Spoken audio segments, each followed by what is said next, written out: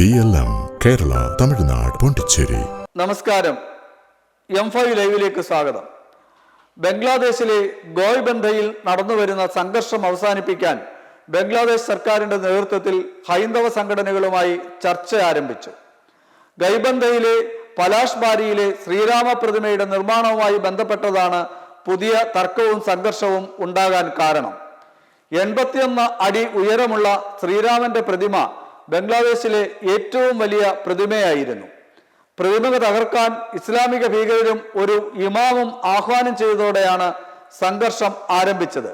ഒരു ക്ഷേത്ര സമുച്ചയത്തിന്റെ ഭാഗമായിട്ടാണ് 81 അടി ഉയരമുള്ള ബംഗ്ലാദേശിലെ ഏറ്റവും ഉയരമുള്ള ശ്രീരാമ പ്രതിമ നിർമ്മിക്കാൻ ഹൈന്ദവ സംഘടനകൾ തീരുമാനിച്ചത്.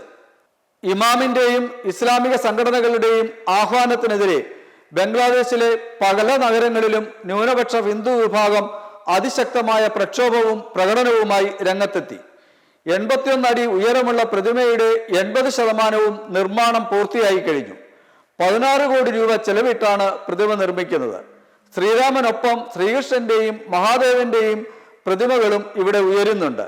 ഇസ്ലാമിക ഭീകര സംഘടനകൾ ഭീഷണിയും എതിർപ്പുമായി എത്തിയപ്പോൾ ഹൈന്ദവ സംഘടനകൾ സഹായം തേടി സർക്കാരിനെ സമീപിച്ചിട്ടും വേണ്ട രീതിയിൽ അവർ ഇടപെട്ടില്ല എന്ന് ഹിന്ദു മഹാസഖ്യം ആരോപിക്കുന്നു. ഇതിൽ പ്രതിഷേധിച്ചാണ് ഹിന്ദു മഹാതേജ് എന്ന സംയുക്ത ഹൈന്ദവ സംഘടന പ്രതിഷേധത്തിന് ആഹ്വാനം ചെയ്തത്. ഇതിനിടെ ബംഗ്ലാദേശിൽ നടക്കുന്ന അതിശക്തമായ ന്യൂനപക്ഷ വേട്ടയിലും ഹിന്ദു വിരുദ്ധ നീക്കത്തിലും മനുഷ്യാവകാശ സംഘടനകളും ഹൈന്ദവ സംഘടനകളും ഭാരത സർക്കാരും പ്രതിഷേധം രേഖപ്പെടുത്തിയിട്ടുണ്ട്. 1951 ബംഗ്ലാദേശിലെ ജനസംഖ്യയുടെ 22% ഹിന്ദുക്കൾ. 91 ഇത് 15% കുറഞ്ഞു. ഇപ്പോൾ 8% മാത്രമേ ഹിന്ദുക്കൾ അവിടെയുള്ളൂ. നിരന്തരമായ വംശഹത്യ, രാഷ്ട്രീയ ബലിയാടാക്കൽ, ഒറ്റപ്പെടുത്തൽ, നിർബന്ധിത മതപരിവർത്തനം, ഭീഷണിപ്പെടുത്തിയുള്ള മതം മാറ്റവും വിവാഹവും, സ്വത്ത് കൈവശപ്പെടുത്തൽ, ക്ഷേത്രം തകർക്കൽ എന്നിവ സ്ഥിരം സംഭവമായിരിക്കുന്നു എന്ന് മനുഷ്യാവകാശ സംഘടനകളും ഹൈന്ദവ സംഘടനകളും ചൂണ്ടിക്കാട്ടുന്നു. മലപ്പാറ, ഗോപാൽപൂർ എന്നിവിടങ്ങളിൽ ഹിന്ദു കുടുംബങ്ങളെ ആക്രമിച്ചതിനെ തുടർന്ന് 500ഓളം കുടുംബങ്ങൾ ഭവനരഹിതരായി.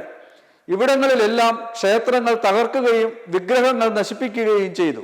വിഗ്രഹാരാധനയ്ക്ക് എതിരെ നിലപാടെടുക്കുന്ന മുസ്ലിം സമൂഹം പല സ്ഥലങ്ങളിലും വിഗ്രഹങ്ങൾ തകർക്കുകയാണ്. മനുഷ്യ സംസ്കാരത്തിന്റെ അമൂല്യ സ്വത്തെന്ന് ഐക്യരാഷ്ട്രസഭ വിലയിരുത്തിയ അഫ്ഗാനിസ്ഥാനിലെ ബാമിയാൻ ബുദ്ധപ്രതിമകളും ഇസ്ലാമിക ഭീകരർ തകർത്തിരുന്നു. മല തുറന്നുണ്ടാക്കിയ ഈ പ്രതിമകൾ അതേപടി നീക്കം ചെയ്തു കൊണ്ടുപോകാമെന്ന് യുനെസ്കോയും ശ്രീലങ്കയും ആവശ്യപ്പെട്ടെങ്കിലും ഇസ്ലാമിക ഭീകരർ അതിന് വഴങ്ങിയില്ല. അതിന്റെ തുടർച്ചയായി തന്നെയാണ് ബംഗ്ലാദേശിലെയും സംഘർഷത്തെ കാണുന്നത്. അവാമി ലീഗ് നേതാവായ ഷേഖ് ഹസീന അധികാരം വിട്ടൊഴിഞ്ഞതോടെ ഭാരതത്തിൽ രാഷ്ട്രീയ അഭയം തേടി.